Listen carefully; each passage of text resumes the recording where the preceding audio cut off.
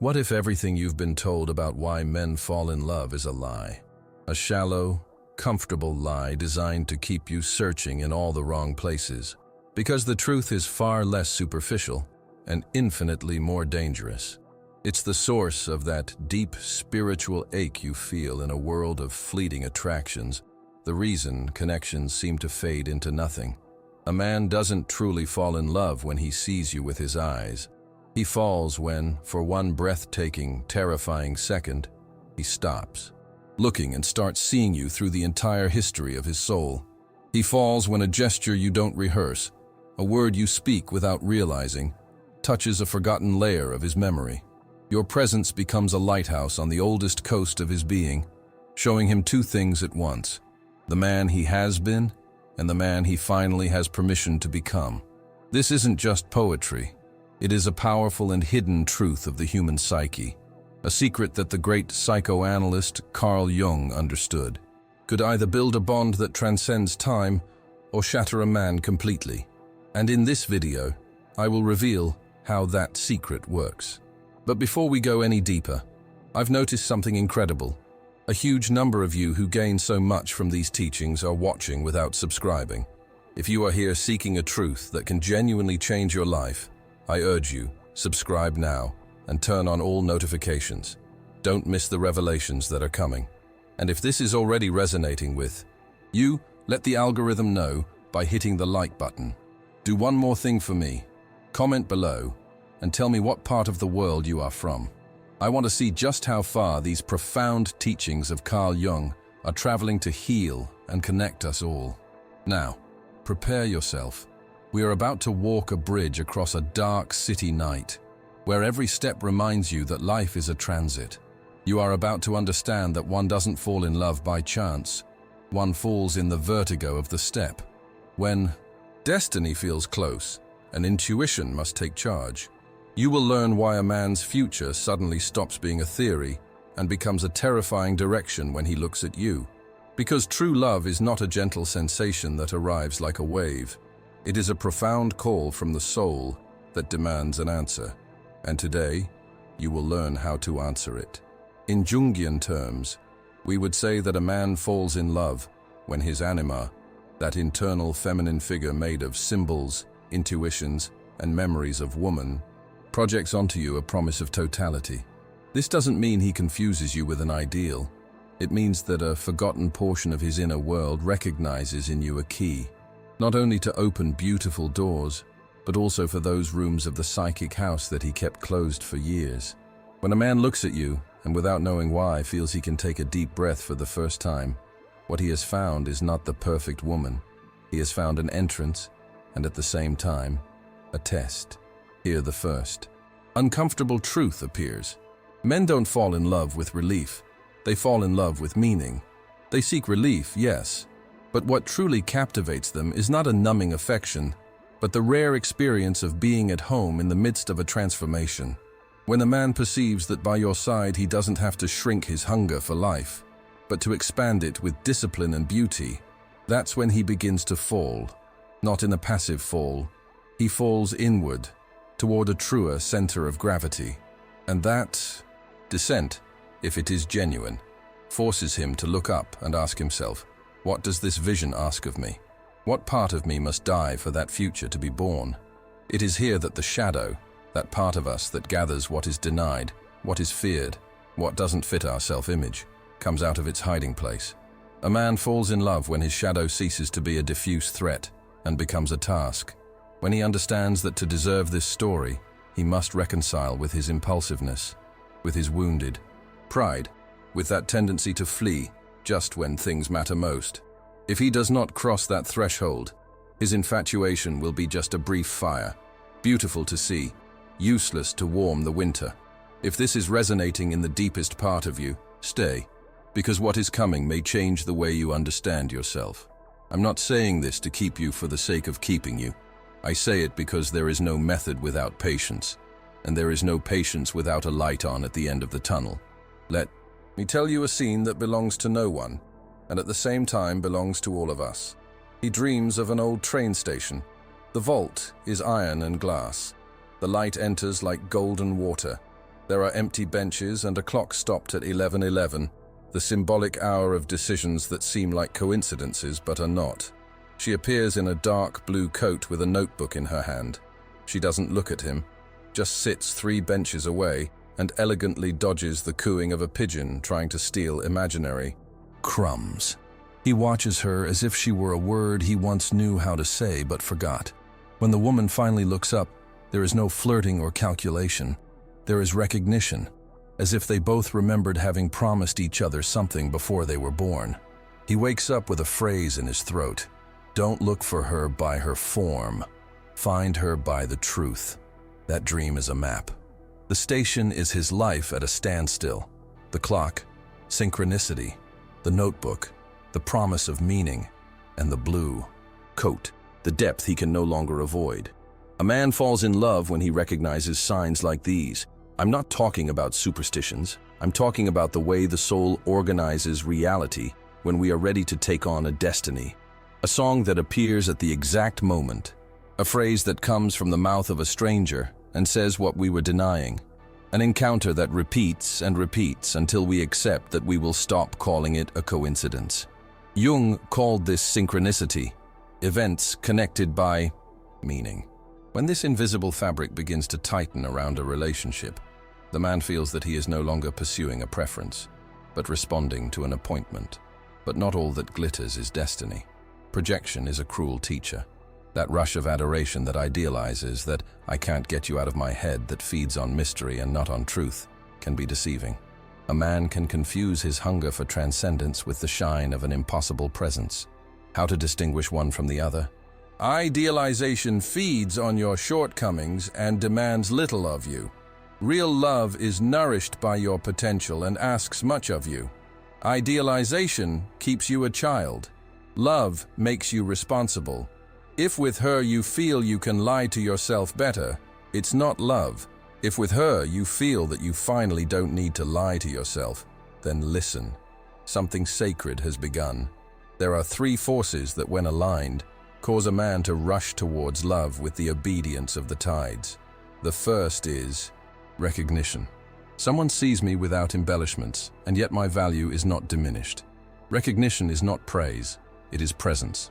It's the kind of gaze that doesn't rescue you or control you, it summons you. The second is challenge. Someone invites me to grow, and does so not from superiority, but from respect. The challenge doesn't humiliate. It points to the ladder and climbs with you. The third is refuge. Someone makes the world habitable for the part of me that I love the most and hide the most. Refuge is not borderless comfort. It is a home with open windows and doors with firm locks. When recognition, challenge, and refuge coexist, the masculine heart finds its geography.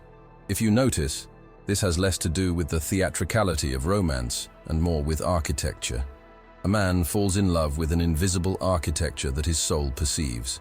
Columns of trust, arches of complicity, foundations of mutual admiration. And yes, desire matters, but the desire that lasts is the one that names without destroying, that explores without invading, that ignites without burning. A man doesn't stay where he only feels fire. He stays where the fire warms, illuminates, and bakes bread. Now let's talk about the king, the warrior, the magician, and the lover. 4 symbolic territories a man transits when he loves. The king seeks order and vision. He falls in love when he finds a queen who doesn't adorn his crown, but honors his kingdom. The warrior needs a cause. He falls in love when he recognizes that protecting that relationship is also protecting his honor. The magician longs for deep understanding. He falls in love when the conversation is not exhausted on the surface and the mystery is not a trick, but a shared truth. The lover seeks union. He falls in love when intimacy is not just skin, but also ritual. When a woman touches these 4 territories without manipulating them, she awakens a world. When she merely imitates one and despises the others, she only activates a theater. Think about the wound. Every man has one. Sometimes it's that of an absent father, other times that of a mother who loved with fear and not with trust. Sometimes it's the shame of having betrayed his own promise. That wound becomes a filter. A man falls in love when for the first time he doesn't feel obligated to hide his wound or to exaggerate it to win care. He feels it is seen, but not exploited, understood, but not oversized. It's the miracle of balance. Someone who touches the scar with clean fingers and instead of saying "poor thing" says, "I am here, but the path is yours to walk." And then comes the edge where many fall. Because falling in love with someone who sees you also awakens panic. What if she sees too much of me? What if she asks for what I cannot give? And what if one day her gaze changes and I am left naked in my own truth? The instinct is to run, to sabotage, to create fights that have no root. If you recognize yourself in this, breathe. The flight is not born because she is too much. It is born because your soul knows that this love no longer accepts the unfinished version of you. It doesn't ask for perfection. It asks for process. And that process is demanding. If this truth is opening a new space in your mind, share it with someone who needs to hear it, not to convince anyone, but to remind yourself that authentic love expands when we name it with honesty. I'm going to give you a practical compass, even though everything here sounds mystical. Observe what changes in your life when you think about that woman. I'm not talking about butterflies. I'm talking about habits. Does she make you tidy your mental room or just hide the chaos better? Does she encourage you to take care of your body, your word, your boundaries? Or does she legitimize indiscipline disguised as, "That's just how I am"? Does she inspire you to reconcile with your father, with your history, with your own shadow? Or does she give you excuses to keep fighting with everything? Where there is love, there is growth. Where there is obsession, there is consumption. And you know it. A man falls deeply when he experiences that in that relationship he can be simultaneously fierce and tender, whole and flexible, ambitious and humble. Not because someone authorizes him, but because someone reminds him of the man he already was before the fear. There is a type of feminine gaze, mature, attentive, without a hunger for control, that makes a man want to make peace with his destiny. That gaze is rare because it is born from a woman who has also made peace with hers. Therefore, another uncomfortable truth. Men fall in love with women who have decided not to be rescued by love. A woman who doesn't need to be saved, but who honors herself, summons the king. A woman who plays at being small to seduce, summons the shadow. The difference is not moral, it is energetic. One rises, the other swallows. And yet, let's not idealize. Sometimes a man falls in love with the mask, not the woman. And sometimes a woman falls in love with the project, not the man. When you fall in love with a mask, everything is addiction and nostalgia for something that never happened.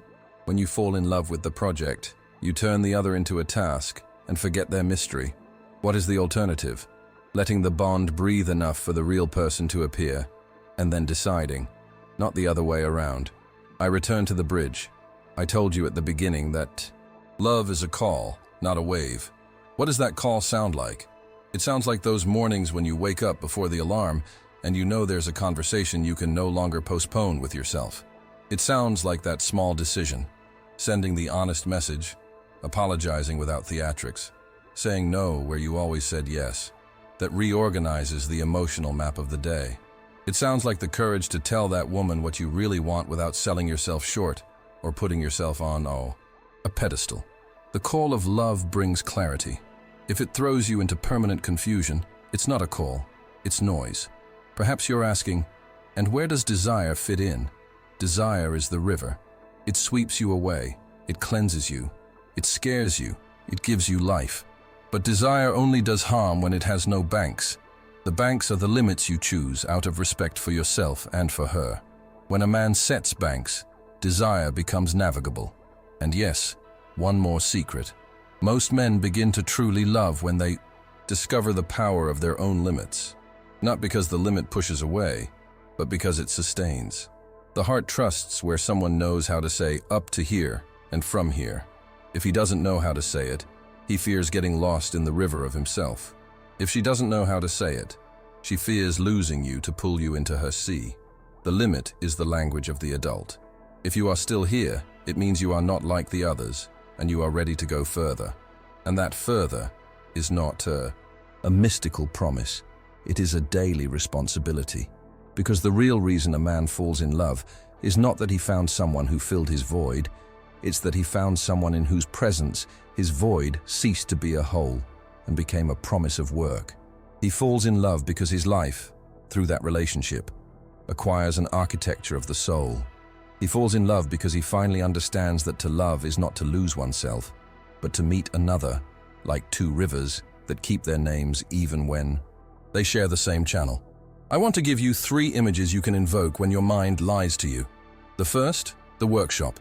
Love as a place with tools, wood, blueprints, sawdust on the floor. In the workshop, you try things, you adjust, you polish.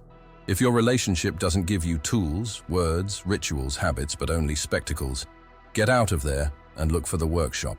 The second, the hermitage. Love as a place of silence. Not the manipulative silence that punishes, but the one that honors. If you cannot be together without talking for a while, without feeling that something is wrong, perhaps what you have is shared noise, not shared peace. The third, the plaza. Love as a public place, where it is celebrated and upheld before the world with truth. If the relationship cannot go out to the plaza without masks, perhaps it is still living in the prop room. And now the question we avoid. What if I fall in love and she leaves?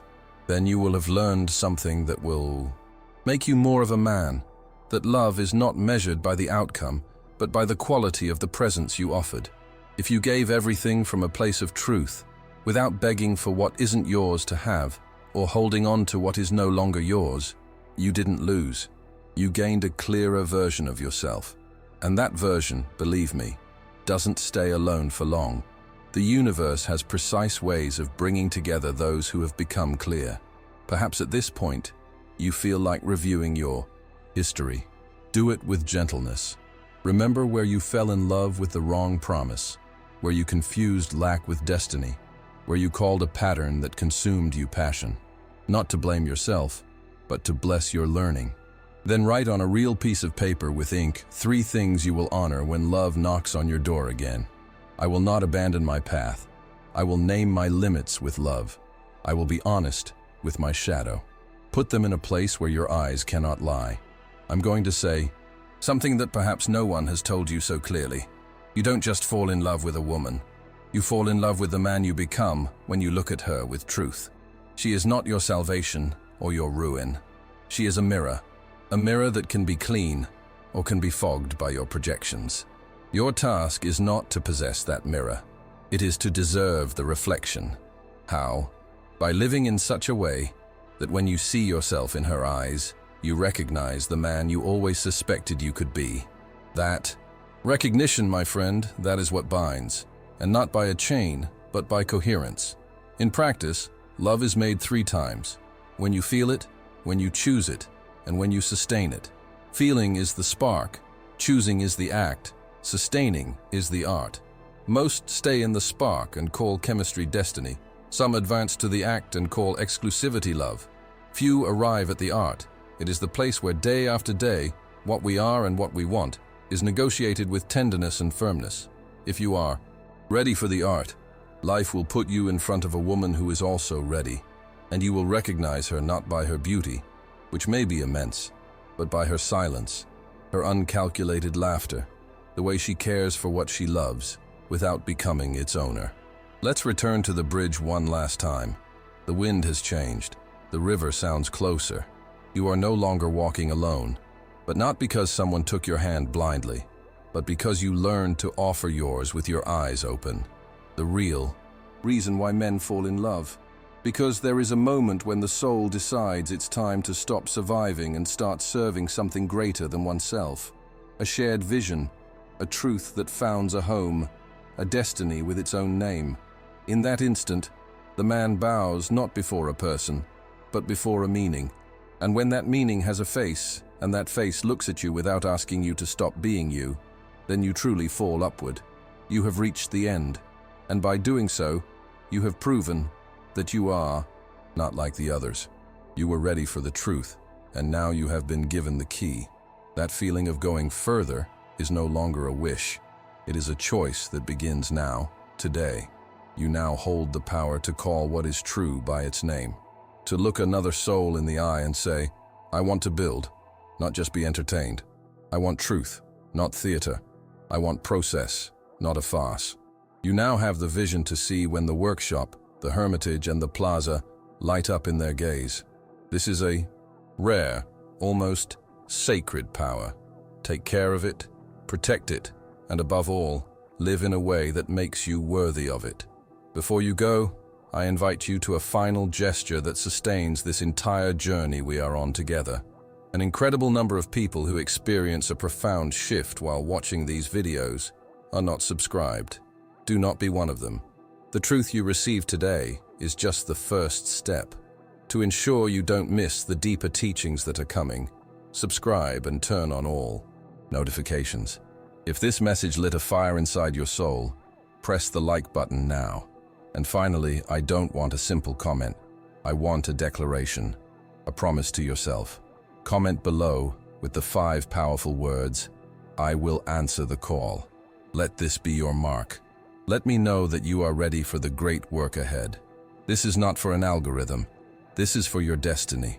Tonight, when you close your eyes, do not search for faces in the crowd of your thoughts. Remember the train station. The clock stopped at 11:11. And the quiet, solid feeling of being exactly where you are supposed to be, even if nothing outside has changed yet. This is the prelude to genuine love. A peace that doesn't numb, a decision that doesn't scream, a direction that doesn't boast. From this day forward, you will never be confused again. And when your gaze finally meets its match in the plaza of the world, the bridge will stop trembling under your feet. You are no longer walking in the dark. You will walk with the lighthouse lit from within.